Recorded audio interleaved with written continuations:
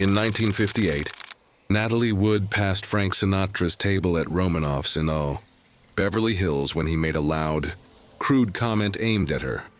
Without a moment's hesitation, she turned, walked straight to his table, and slapped him across the face in full view of the restaurant's elite crowd.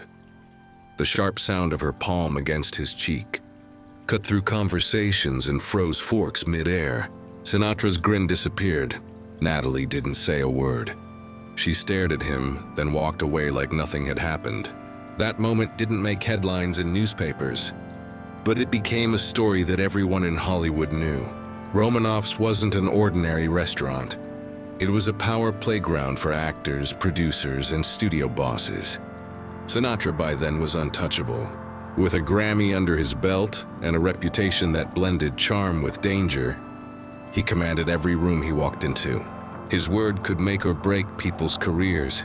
Yet in one swift gesture, Natalie Wood had drawn a line no one expected her to draw. She had grown up inside the studio system.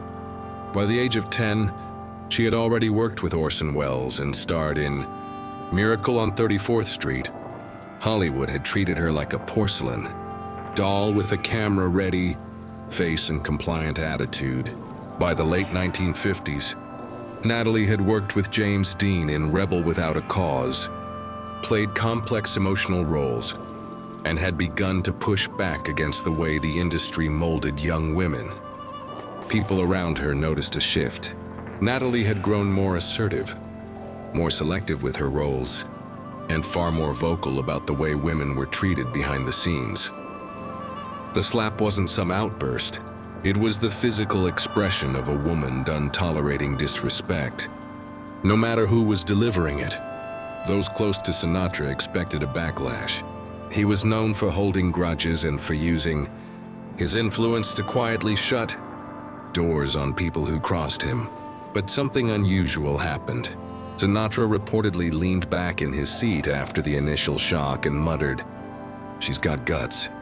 That kid's gonna last." He never brought up the incident again and never showed public resentment toward Natalie. In fact, some said he carried a quiet respect for her afterward. Within days, the story made its way through the town.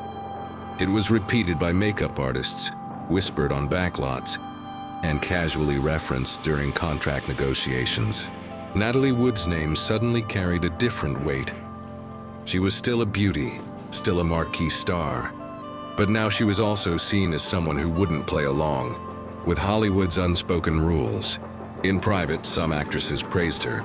They'd all endured similar situations, many in silence, worried that speaking up would cost them their careers. Natalie had done what most dreamed of doing. She had turned and said no, not with words, but with a strike that left a room full of men speechless. Subscribe for more good old days.